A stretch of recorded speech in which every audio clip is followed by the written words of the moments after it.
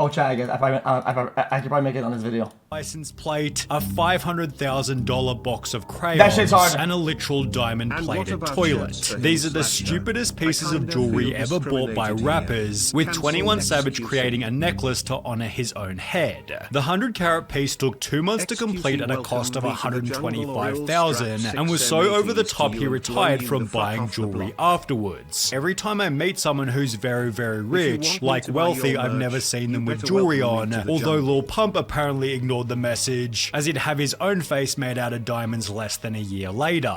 At a cost of $360,000, Lil Pump's chain received comments such as, "Imagine the pain knowing the colossal waste of money this was, only made worse given others thought it didn't even." If they found a logo and they made a brand out of their name, right, and their whole thing, they could market that towards fashion or anything. I don't know why they chose their own face if they're not going to use that. It could be like a marketing tool or something. That's just what it is. I look more like Lil Pump than that free branding. You can do it right. And looks like Gollum. Although after showing the chain off in a GQ episode, Lil Pump flexed another piece of jewelry which was somehow even stupider. The chain reading Drug Addict was bought for 380 grand, which when combined with his Eskedet and Gucci Gang chains, meant Lil Pump spent over $1 million on jewelry items that are no longer relevant. However, this is nothing compared to how much Rick Ross spent to put his face on a necklace, given he purchased this atrocity for $1.5 million, or about 5 regional houses. For whatever reason, the chain also featured its own Rolls-Royce logo, although in case this wasn't dumb enough, Rick Ross then ordered a second chain of himself wearing the first chain, so Rick Ross could wear Rick Ross who was wearing Rick Ross. The necklace might have been inspired by the game's equally funny Jesus piece wearing a Jesus piece, although in terms of Jesus pieces, they get much worse. For example, Lil Boosie's Christ the Redeemer pendant was bigger than an infant, weighing in at 10 pounds or 4.5 kilograms, which when combined with his equally crazy Holy Bible chain, not only made him look ridiculous, but likely also gave him back pain. Chat, that's the one in Rio, is it not?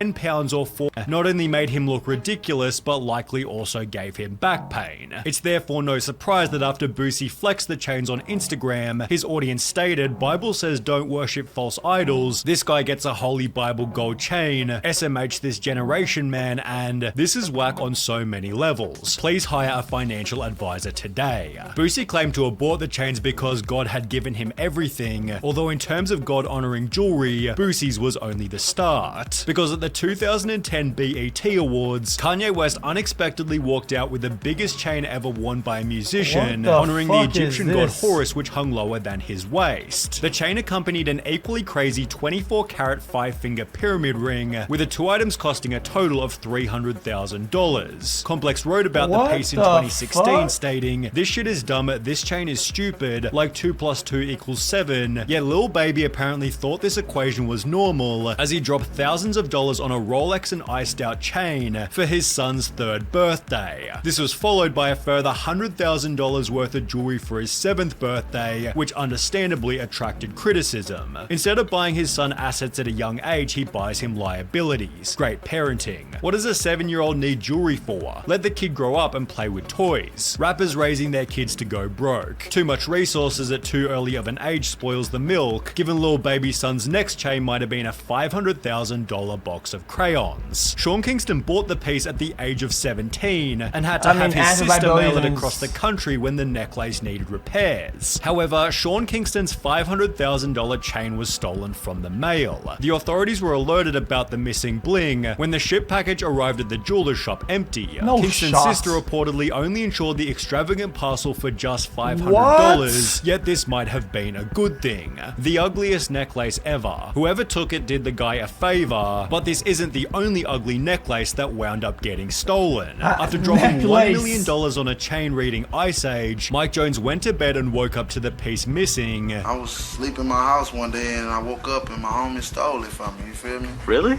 Yeah. And while you could argue that the chain wasn't ugly, his negligence made the story pretty damn stupid. $1 million worth of jewelry around his neck, and he fell asleep without first locking it into a safe. Genius, although there's nothing less genius than Ply's entire jewelry collection. Not entirely a good comment. Like, if you live with your friends, you expect people not to do that. I mean, make conclusions about people who rot. Guys, I don't know what it is, Chad. Lately, people make a lot of conclusions. The people who are like victim of things, and not people who do the wrong things. I'm just gonna tell. It's been happening a lot. Like people saying like, ha ha ha, Aiden got scammed, ha, Aiden got robbed, what a fucking moron, fuck Aiden. Like, dude, what about the people who are fucking scamming? That's just so shitty. Like, don't stop fucking glorifying scam shit. Fuck off. Were safe. Genius, although there's nothing less genius than Ply's entire jewelry collection. After dropping his 4th studio album called Goon, Ply celebrated its release by ordering a diamond-encrusted Goon snapback, an iced-out Goon license plate, and so many Goon ski masks it's hard to even count them. However, his stupidest piece of jewelry might have been his iced-out clothing iron, or his ridiculously large gold Cuban chain, which weighed in at 15.5 pounds or 7 whole kilos. My IQ just dropped 20 points by watching this video alone. At least Ply's jewelry made for a funny story, as the background behind Lil Jon's awful Crunk Ain't Dead chain was nothing short of depressing. Lil Jon was so confident that the crunk genre of music wouldn't die, he blew $500,000 on the necklace back in 2007, in the process setting a Guinness World Record for the largest diamond pendant in the world. They can afford it, it is what it is. However, just a year after making the expensive claim that crunk wasn't dead, the genre died completely, leaving Lil Jon with a totally irrelevant chain. It's therefore no surprise people have said Lil Jon's 500k Crunk Ain't Dead chain really hasn't aged well, although there's an equally terrible necklace that caused even more damage. T-Pain's big ass chain. After first buying it he'd write on Twitter, I told everybody I'm not playing no more. Anybody want to try out Doobie, then we're going at it like next door neighbors. Believe that. 10 pounds, 197 carats. Very, very real. I don't know what fake feels like. Unlike almost every other piece so far, T-Pain has since talked extensively about the chain, including the reason he initially bought it. It was a dare. Some dude on the side of the stage before I went on stage said, I bet you won't get a chain that says big ass chain. How much it originally cost him. How much? Oh, 400. 400,000? Yeah. And how much That's it's not worth too now. bad. It's therefore no surprise T-Pain called the piece his biggest financial regret. The dumbest shit. I'm saying it's not too bad in terms of like how Like I've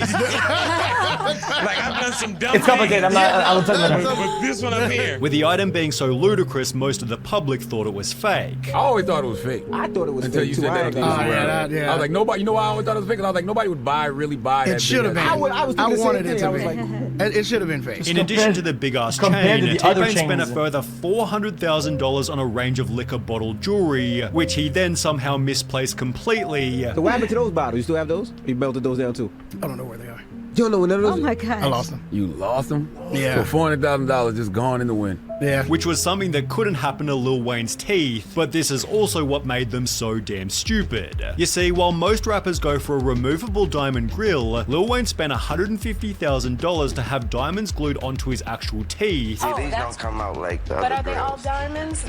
Oh yeah. Meaning he needed to brush them after every single meal and could only take them out with a highly invasive surgery. Lil Wayne went to jail roughly 1 year after getting the diamonds, yet was able to delay his sentence by complaining his teeth hurt, with 6ix9ine also showing that jail and bad jewelry often go hand in hand. On the cheaper end, 6ix9ine spent $750,000 on a diamond-covered Bruce the Shark from Finding The Nemo, shark. yet there The shark kind of goes hard.